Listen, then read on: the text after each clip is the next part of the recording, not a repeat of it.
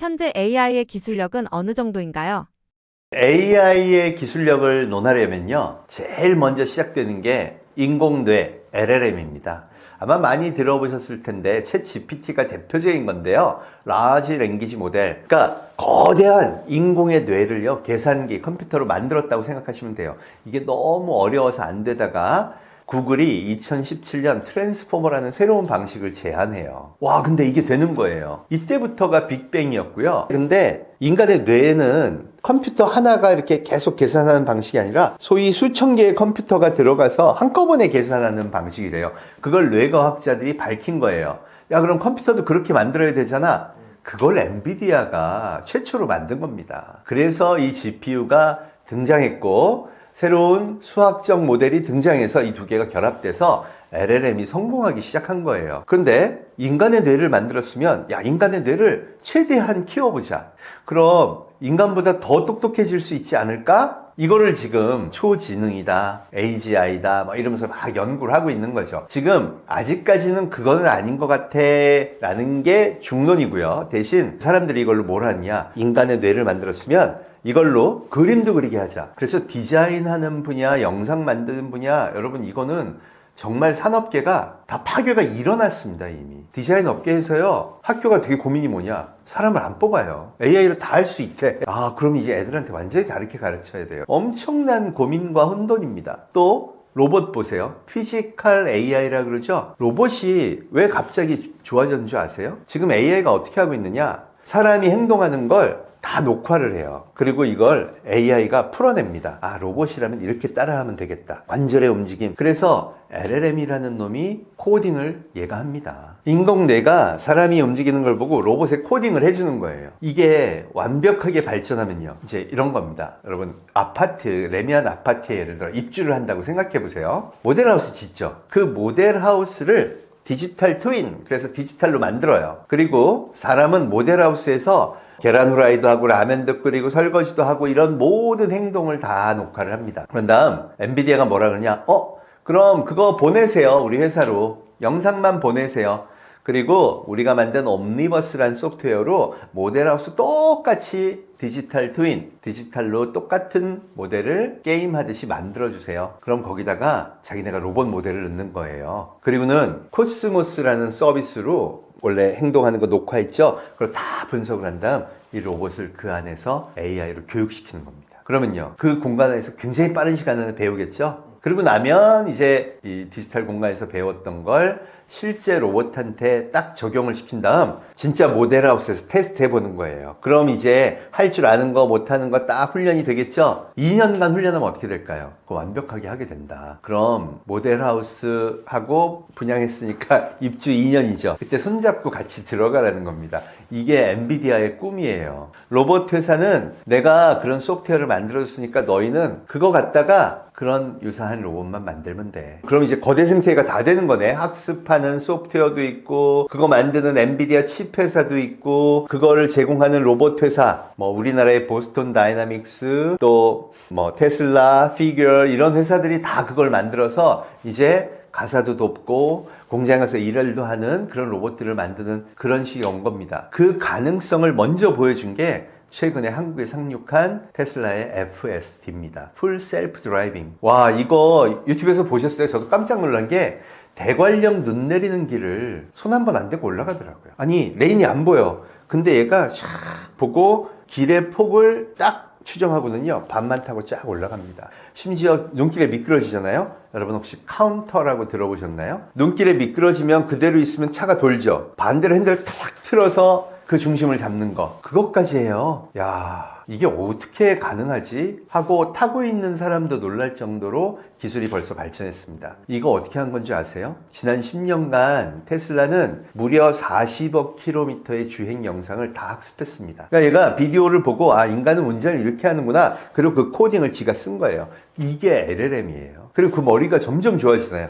테슬라도 그래서 그록 4까지 만든 건데 이게 다 적용되니까 이런 것들이 다 완벽하게 구현되기 시작하는 겁니다. 이게 난리가 나니까 이제 뭐라 그래요? FSD는 전 세계 자동차 회사에 팔겠다. 현대차도요.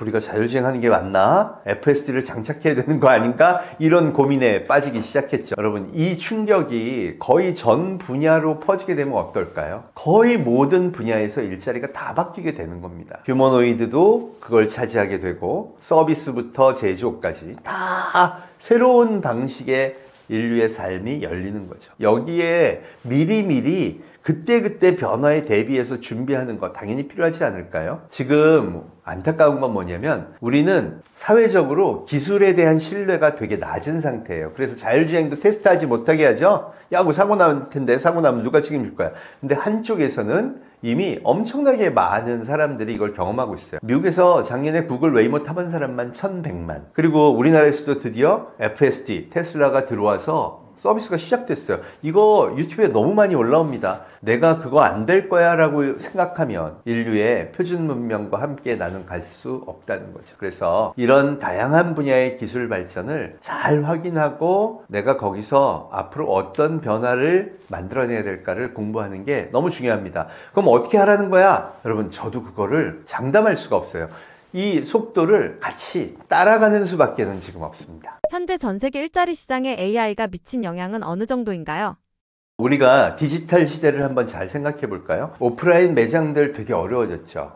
이게 온라인 매장으로 가면서 일자리들이 다 거대한 대전환을 맞았습니다. 그럼 앞으로 온라인 분야에서 일하는 거하고 달라진 것 때문에 바뀐 생태계, 이게 AI가 적용되면 어떻게 될까? 이거는 디지털 전환보다도 더 큰 충격이 예상이 됩니다. 대표적으로 일단 제가 보는 영역에서 디자인 분야, 광고, 영상, 마케팅 이런 쪽에도요, AI가 도입됐을 때 비용이 10분의 1밖에 안 되는 그런 시대로 접어들 가능성이 되게 커요. 그럼 진짜 기존의 이 디자인 업계를 꽉 잡고 있던 기업들은 위험하네. 그래서 포토샵을 만든 아도비의 시총이 반토막이 났잖아요. 그럼 그걸 바탕으로 새롭게 디자인 분야를 만들어내고 광고, 마케팅, 영상 제작 이런 산업부터 다 바뀌겠네. 여기가 제일 먼저 바뀌는 영역입니다. 그리고 그 영역을 필두로 해서 인간이 진짜 그 고유의 어떤 역량으로 할 수 있는 잡을 빼고는요, 다 상당 부분 대치될 가능성이 매우 높죠. 보통 저는 두 가지로 보는데, 하나는 정신적인 일, 또 문서 기반의 일을 하는 사람들은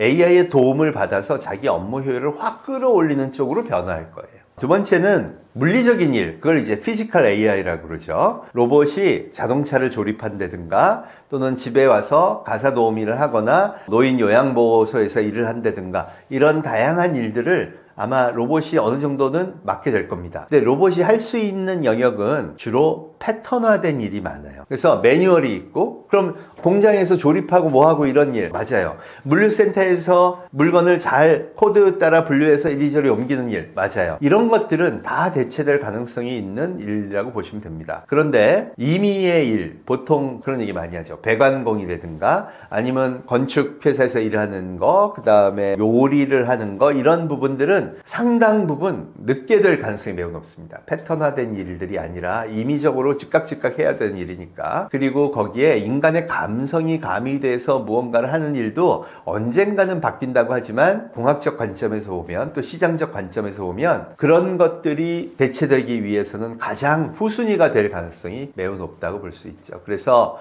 여러분들이 일자리에 관련해서는 맨 먼저 해야 될 일이 뭐냐, 내 분야에서 일어나는 AI 관련 변화는 무엇인지를 정말 계속 잘 추적하셔야 됩니다. 제가 주의 있게 본 되게 유명한, 유튜브에 자주 나오시는 분이에요. 유튜브를 하시는 분은 아닌데, 94년생 디자인 회사 사장님이 있어요. 이 회사 사장님이 디자인 전공 아닌데 7명의 직원을 데리고 디자인 회사를 운영을 합니다. 그러면서 제법 잘하세요. 그게 뭐 와 너무 잘한다 이런 건 아닌데, 이분이 성공한 비결이 저는 너무 마음에 와닿더라고요. AI 봇을 하나 만들었다고 합니다. 그래서 아침 10시마다 난 디자인 회사 사장이야 이렇게 훈련을 시키죠, AI한테. 나는 이러이러한 일을 내 주요 업무야. 내가 반드시 알아야 될 AI 어제 나온 뉴스, 내가 봐야 될 어제 나온 좋은 영상 나한테 브리핑해줘. 과외 선생님으로 고용한 거예요. 그래서 하루 1시간을 꼭 합니다. 그러니까 어떻게 될까요? 최신의 AI 기술로 업데이트하면서 이 업계에서는 적어도 다른 사람보다 반발자국 빠르게 갈 수 있다는 겁니다. 여러분 이게 되게 중요한 포인트라고 저는 생각해요. 지금 혁명기에는 반발짝 빠르게, 비용은 최소화하면서 반발짝 빠르게 제일 좋은 방법이 뭘까요? 개인도 그렇고 조직도 그렇고 손잡고 레벨업 하는 겁니다. 조직의 분위기에서 되게 중요한 거 아시죠? 야 그런 거 필요 없어 라고 부장님이 얘기하면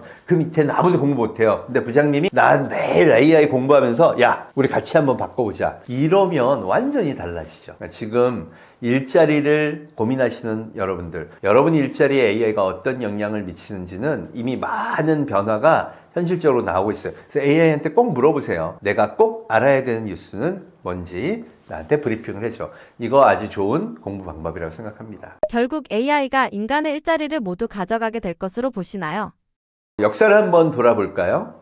옛날 산업혁명 시대에는요, 사람들이 일주일 7일 근무했다고 합니다. 그래서 노예처럼 일을 했죠. 그리고 그게 이제 점점 더 줄어들기 시작해서 학교라는 게 생겼고요. 그 전까지는 아동들조차 노동에 시달렸다고 해요. 그만큼 현대사회로 점점 가면서 두 가지 축이 움직입니다. 하나는요, 일하는 시간이 줄어들 만큼 업무의 효율성이 올라갑니다. 그래서 우리도 이제는 주 5일 근무하다가 이제 주 4.5일 하자, 주 4일 근무 시대도 오겠구나. 저는 이거 언젠가는 올 거라고 봅니다. 그리고 삶을 유지하는 생태계가 그 전체 라이프 중에서 4일 정도가 일하는 거고 3일 정도는 뭔가 휴식하면서 돈을 쓰게 되는 이런 구조가 될 거고요. 그거에 대해서 이제 사회에서도 많은 고민을 하겠죠. 줄어들고 대체되는 건 피할 수 없는 정해진 인류의 운명이라고 생각을 합니다. 그럼 그런 흐름 속에서 내가 어떤 일자리들은 새로 생길까? 이걸 찾는 것도 중요할 거고요. 또 하나는 내가 관련된 일자리가 만약 없어진다면 어디서 새로운 일자리가 또 만들어질 건가? 내가 전공으로 잘 쓸 수 있는 것, 내가 지금까지 축적한 많은 경험, 이걸 적극적으로 활용할 수 있는 것, 그거는 저는 일단 기본적으로는 AI를 이 분야에서 잘 쓰는 사람한테 유리한 위치가 올 거라고 생각을 해요. 앞으로 자본이 지금 찾고 있는 것도 다 그런 사람이거든요. 그래서 일단은 좀 친하게 지내고 AI 관련 프로젝트도 실패를 두려워하지 말고 해보자. 그리고 돈을 많이 쓰는 것보다는 전체적으로 경험의 폭을 같이 함께 올릴 수 있는 그런 프로젝트들을 많이 해보시면 도움이 될 거라 생각합니다. 학생들하고 해보면요, 진짜 답이 나옵니다. 학생들은 제가 이제 수업 때 9시간, 수업 9시간 딱 걸쳐서 3주예요. 3주, 3시간짜리 3주. 12개의 AI 서비스를 이렇게 소개를 해줬어요. 얼마나 짧은 시간이에요. 근데 얘들이 자기 관심 있는 거 있으니까 이것저것 조합하고 나머지 찾아보고 하더니 금방 엄청나게 좋은 성과를 내더라고요. 1분 쇼츠 AI로 만들어와 그랬더니 무려 5개의 AI 서비스를 아무렇지도 않게 섞어 써서 매우 퀄리티 있는 영상들을 만드는 거 보고 도전하고 경험하는 게 결국 지금은 가장 중요한 거구나. 저도 배우고 있습니다. 여러분한테 꼭 권하고 싶은 건 가만히 일자리가 없어질까봐 걱정하고 있다고 해서 해결될 문제는 아니죠. 그럼 대체할 수 없는 일자리는 무엇인지를 진짜 정밀하게 찾아보고 또 거기서 일어날 수 있는 변화로 내가 새롭게 할 수 있는 건 뭘까? 그럼 거기서 새로운 일자리에 대한 필요로 하는 학습이 뭔지가 드러날 테니까 그걸 누구보다 반걸음 앞서서 가신다 그러면 여러분의 삶이 이렇게 레벨업 되는 데 도움이 될 거라고 생각합니다. AI 시대에서 살아남으려면 어떤 역량을 길러야 하나요? 저희가 보통 되게 중요한 역량을 몇 가지를 꼽는데요. 첫 번째가 누구나 아는 거지만 크리에이티비티 뭐 이런 얘기를 합니다. 창조적 역량이죠. 이거는 아직 AI가 쉽게 커버할 수 없는 영역이라고도 합니다. 근데 이 창조적인 거의 대부분이요, 지금은 문해력입니다. 문장부사력. 생각해보세요. 제가 그런 얘기 했죠. AI하고 대화하는데 나하고 얘기하면 왜 이렇게 대답이 허접한 거야? 내가 걔한테 표현하는 게 매우 허접하기 때문에 대화가 허접해지는 거죠. 내가 이런 생각을 하고 그 생각을 풍부하게 이해하고 표현하고 그걸 더 깊이 있게 다룰 수 있으려면 나의 문장 구사력이 뛰어나야 됩니다. 그래서 사실 우리 학생들한테 지금 어릴 때부터 문장 구사력이 좋아야 된다. 그 문장 구사력을 만드는데 놀랍게 제일 중요한 게 책이죠. 책을 읽고 문장을 읽어서 그걸 학습하기 시작하면 상상력이 좋아지고 그게 어떻게 보면 AI 시대의 가장 중요한 문장의 표현력이 됩니다. 두 번째는요, 커뮤니케이션 능력이에요. 앞으로는 모든 산업계가 변화할 텐데요. 어떤 사람이 무슨 사업을 시작하거나 새로운 걸 도전할 때는요, 이 사람이 자기가 생각한 아이디어를 누군가를 설득할 수 있어야 됩니다. 이게 커뮤니케이션 능력이죠. 야, 너는 돈을 투자하고 너는 기술을 가져와. 그래서 우리 새로운 걸 만들어보자. 예를 들어 옛날에 유튜브를 만들어서 방송을 한번 대체해보자. 다 코웃음 치고 비웃었죠. 근데 그게 벌써 현실이 됐네요. 이런 변화가 AI 시대에도 계속 나타날 거라는 거죠. 그럼 진짜 중요한 게 뭐냐? 내가 기술을 가진 사람이라도 저 사람하고 기술과 비즈니스에 관한 커뮤니케이션 역량이 있어야 돼요. 못 알아들으면 안 되죠. 커뮤니케이션 역량의 가장 중요한 게 뭔지 아세요? 아주 넓은 지식입니다. 얇더라도 넓은 지식이 있어야 이 부분이 얘기하는 건 맞고 여긴 거짓말이구나, 이 판단 능력도 생기겠죠. 이 커뮤니케이션 능력이 또 매우 중요합니다. 마지막 세 번째 C가 뭐냐? 콜라보레이션. 콜라보레이션은 협업할 수 있는 힘이에요. 이게 우리가 참 취약합니다. 프로그램 개발자하고 디자이너하고 사업 기획자하고요, 손발이 맞아야죠. 서로 내가 맞다고 너무 우기면 이거 안 되는 거잖아요. 진짜 사람이 좋아할 게 뭐냐? 그 서비스를 만들던 그 제품을 만들건 여러 사람이 모여서 상대방의 의견, 상대방이 원하는 바가 무언지를 캐치하고 그 내용을 이 안에 담을 수 있는 힘. 예를 들어 요새 제품 디자인 하는 사람이요, UI, UX 디자인 하는 사람하고 의견이 안 맞으면 안 되겠죠. 이런 것들입니다. 그래서 콜라보레이션을 잘하려면요, 상대에 대한 배려심이 뛰어나야 됩니다. 이게 쉽게 만들어지는 역량이 아니죠. 결국 이런 역량들은 지금 현재로서는 AI가 대체하기 되게 어려운 영역들이라서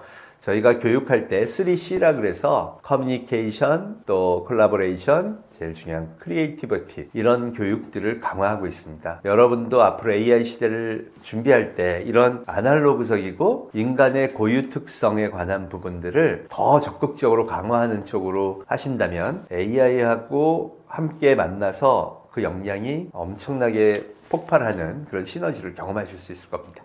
AI 시대 일자리를 잃을까봐 걱정하는 사람들에게 하고 싶으신 말씀은 없으신가요? 일자리는요, 계속 줄어들 거는 명확합니다. 그나마 다행스러운 건 인구도 같이 줄고 있죠. 그래서 어떻게 보면 앞으로 인구가 줄어들고 이 생태가 그대로 유지된다 그러면 일본에서 경험했던 것처럼 야, 청년들은 막 일자리 구할 때가 너무 많아, 이런 얘기들도 하는데, 결국은 이 국경이 없는 전 세계에서 함께 경쟁하고 성장하려면 결국 새로운 바뀌는 생태계를 받아들이는 수밖에 없습니다. 근데 두려워하지 않아도 저는 괜찮다고 생각합니다. 어떻게 보면 가장 아날로그적이고 가장 또 몸으로 하는 것부터 가장 지적인 영역, 예술의 영역, 이런 모든 영역에서 인간이 갖고 있는 고유의 특성을 발휘하는 그런 일자리들이 더 늘어날 건 분명해요. 중요한 건 뭐냐? 과거 정형화된 산업 생태가 있고 대기업에 들어가고 의사가 되고 무슨 변호사가 되고 이런 중요한 직장에 가는 것만이 제일 중요한 거야 라는 세계관은 깨진다는 거죠. 그럼 일자리는 어떤 변화가 올까요? 인간이 진짜 좋아하는 무언가를 만들 수 있다면, 그게 AI가 할 수 없는 새로운 영역이라면 또 많은 사람들의 사랑을 받을 수 있는 새로운 세계가 열리는 겁니다. 실제로 대한민국의 컨텐츠 산업이 전 세계의 사랑을 받는 현상 보이시죠? 작년에만 세계 최고의 웹툰 작가, 대한민국 작가가 누군지는 밝히지 않았지만 약 150억 정도의 수익을 얻었다고 합니다. 이건 어마어마한 거죠. 이게 말하자면 전 세계가 우리의 시장이 될 수 있었기 때문에 가능한 일입니다. 이런 일들로 인해서 새로운 잡들은 많이 생길 거예요. 그럼 뭐가 중요할까요? 수능 점수보다 더 중요한 거, 내가 진짜 좋아하는 일에서 AI가 도저히 따라올 수 없을 정도의 역량을 확보하는 것, 여러분의 미래 일자리를 지키는 또 하나의 기준이 될 겁니다. 두려워하지 마시고요, 좋아하는 일들을 더 깊이 있게, 재미있게 또 AI의 도움을 받으면서 도전해 보신다면 좋은 길이 열릴 거라고 생각합니다. 엔비디아가 세계 1위 기업이 되었고 거대 자본이 AI에 몰린 이유는 무엇인가요? 엔비디아를 보면 사상 최초로 5조 달러 기업, 우리 돈으로 하면 7천조 원을 넘는 최초의 기업이 됐습니다. 요새 조금 떨어졌다고는 하지만 여전히 6,300조가 넘는 거대 기업이 되었는데요. 사실 이 엔비디아는 젠슨 황이 게임용 보드를 만들려고 시작했던 회사거든요. 그런데 이 GPU라는 보드가 처음에는 비트코인 채굴에 정말 가성비가 좋다 그래서 엄청 폭발 성장하더니요. 이번에는 AI를 위한, 생성형 AI 계산을 위한 컴퓨터로 그 성능이 너무 좋다고 입증되면서 갑자기 어마어마하게 폭발적인 성장을 갖게 되었죠. 현재로서는 GPU를 능가할 수 있는 시스템은 없다. 이게 중론입니다. 그래서 갑자기 세계 1위의 생성형 AI 시대를 대표하는 기업이 되었고, 이 기업이 당분간 AI 서비스를 한다. 여러분 챗GPT를 쓰던가 제미나이를 쓰던가 뭘 개발하거나 쓰거나 할 때 항상 필요하기 때문에 그런 이유로 엄청난 매출 폭발을 실적으로 기록을 했고, 그걸 반영해서 세계 시총 1위의 기업으로 자리하게 됐습니다. AI라는 산업의 상징 기업이라고 할 수 있죠. 앞으로도 당분간은 엄청난 독주가 예상되는 AI 기업이라고 말씀드릴 수 있겠습니다. 닷컴 버블 당시 인터넷에 돈이 몰린 현상과 지금의 AI 현상은 어떤 점에서 다르고 유사한가요?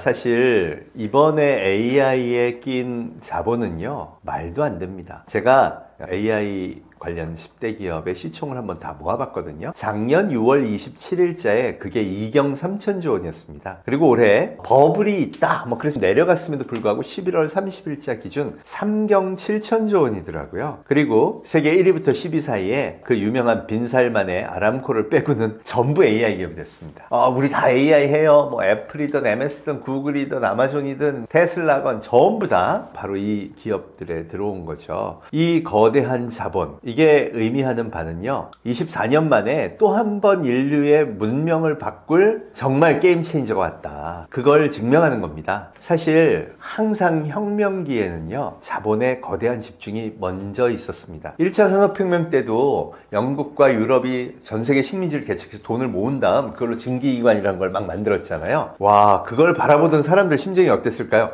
갑자기 철로 된 기차가 막 다녀. 이 엄청난 혁명을 일으킬 수 있었던 것도 거대한 자본이 한 곳에 축적되었기 때문이죠. 이번에는 그게 미국 증시에 모였습니다. 드디어 미국 증시의 총 합계 금액이요, 전 세계 증시의 50%를 넘었다고 합니다. 이러면 닷컴 버블 때보다 더 모인 거예요. 사실 닷컴 버블이 2000년 어느 날 뻥 터지죠. 그래서 80%의 IT 기업이 파산합니다. 그런데 놀랍게도 그 자본이 만들었던 혁명의 플라이휠은 멈추지 않았어요. 혁명의 수레바퀴가 계속 돕니다. 왜? 그 자본이 인재를 끌어모았고, 인재들은 인터넷 시대를 열 거에 포기할 이유가 아무것도 없었던 거죠. 그리고 2007년 아이폰이 등장하고요. 2008년 에어비앤비, 2010년에 우버, 넷플릭스, 유튜브 다 2000년 이후로 등장해서 결국 인류의 문명을 혁명적으로 스마트폰, 인터넷 기반으로 바꾼 거죠. 이번에도 마찬가지입니다. 지금 이 자본이요, 이미 다 끌어모았어요. 그리고 AI 기업 중에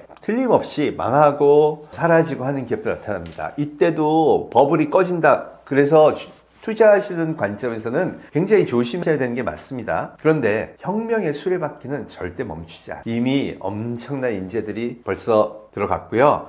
실적이 나오고 있고요. 그리고 그게 인류의 모든 문명의 근간을 뒤흔들고 있는 게 선연하게 데이터로 보입니다. 이번이 24년 전 닷컴 버블하고 특별히 다른 이유는 뭐냐 하면, 이미 디지털 문명이 퍼졌어요. 그래서 전 세계 사람들이 인터넷으로 AI를 아무렇지도 않게 즐깁니다. 이제 일주일 동안 챗 GPT를 사용한 사람의 수가 7억 명을 돌파했다 그러거든요. 와, 벌써 그 정도면 거의 모든 인류가 AI로 쇼핑도 하고 AI한테 물어보고 AI랑 친구로 지내고 하는 거에 굉장히 익숙해진 인구가 적어도 20억 명 이상 이렇게 탄생했다는 겁니다. 그만큼 디지털 문명이 뒷받침하고 있는 AI 혁명은 과거와는 비교할 수 없을 정도의 속도로 빠르게 번져갈 거고, 이 확산의 속도가 결국 실적으로 이어지면서 닷컴 버블처럼 그냥 엄청난 붕괴가 한동안 지속된 현상은 이번에는 그 기간이 온다 그래도 굉장히 짧을 거고, 그거에 따른 이 변화의 속도도 어마어마할 거다. 이게 대부분 전문가들의 예측이라고 보시면 맞습니다. AI와 친하게 지내야 한다고 강조하셨는데,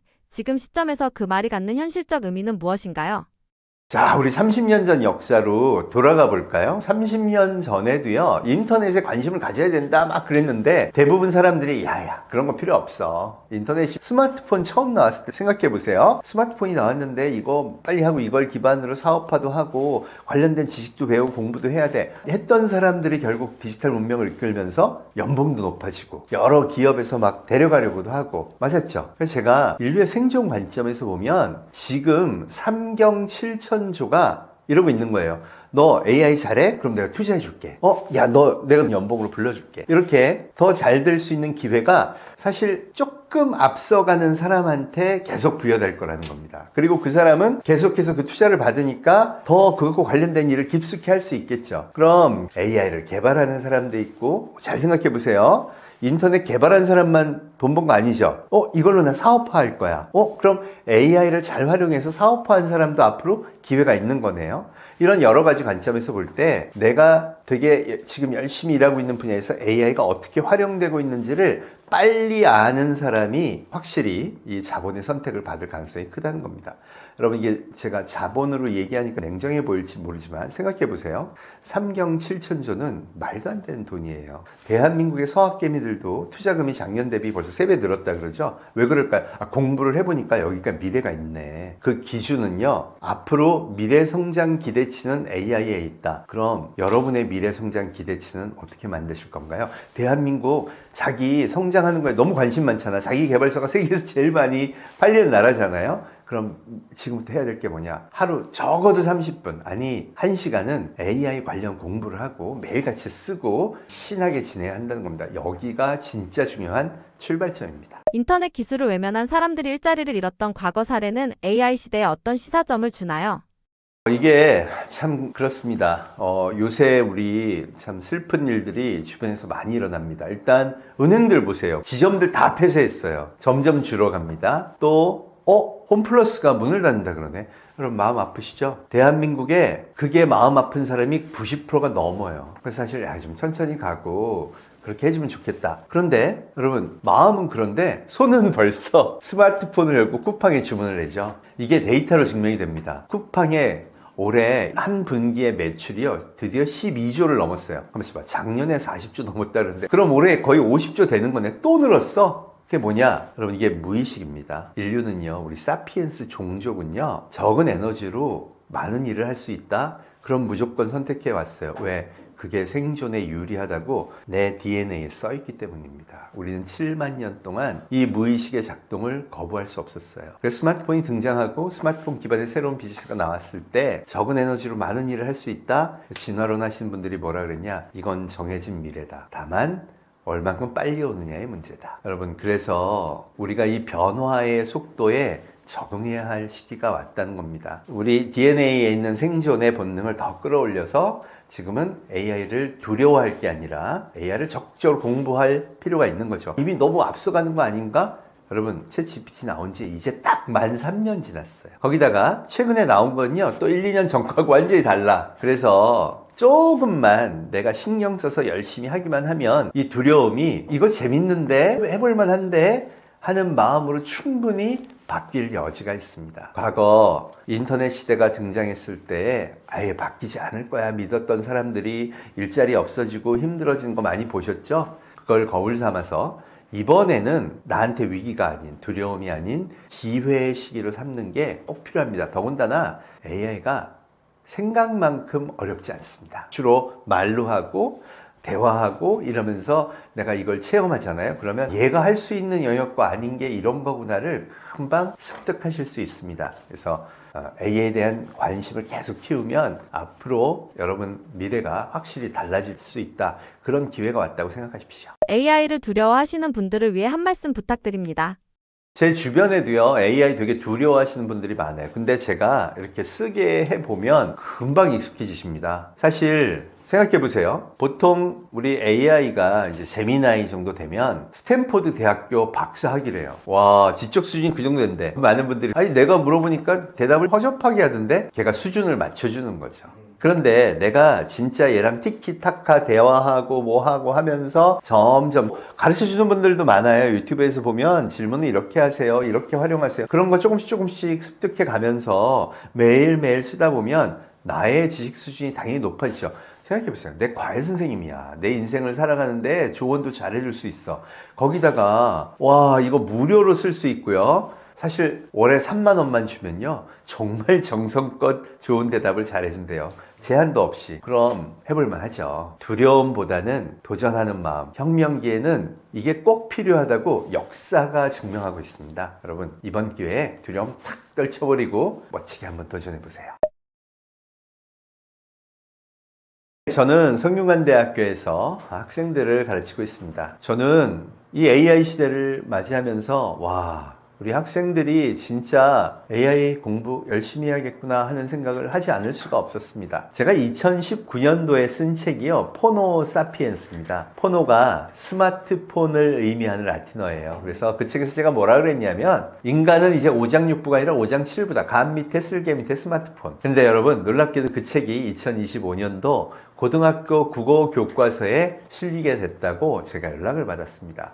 우리 학생들한테 스마트폰은 너희 게임에 빠지고 안 좋아, 부작용이 많아, 이렇게 가르친 게 아니라, 야, 이거 표준문명이야. 이제는 이걸 기반으로 너희 미래를 준비해야 돼 라고 가르쳐야 하는구나. 저도 깜짝 놀랐습니다. 그리고 5년 후에 2024년 쓴 책이 이게 AI로 바뀌네. 그래서 우리 학생들한테 AI 시대를 준비하라고 쓴 책이 AI 사피엔스입니다. 아니, 그걸 썼으면 그걸 수업을 해야 되잖아요. 그래서 제가 책을 쓰고 수업을 막 하고 올해 2025년도에 와서 수업을 하려고 그러니까요, 다 옛날 얘기가 돼버린 거예요. 그래서 새로운 자료를 다 업데이트하고 끌어모아서 올해 수업을 하면서 만들어진 자료를 바탕으로 쓴 책이 바로 최재붕의 글로벌 AI 트렌드입니다. 보통은 제가 한 2년 동안은 책을 안 써요. 그런데 이번에는 AI의 발전 속도가 너무 빨라서 도대체 멈출 수가 없겠더라고요. 그래서 할 수 없이 또 한 권의 책을 냈습니다.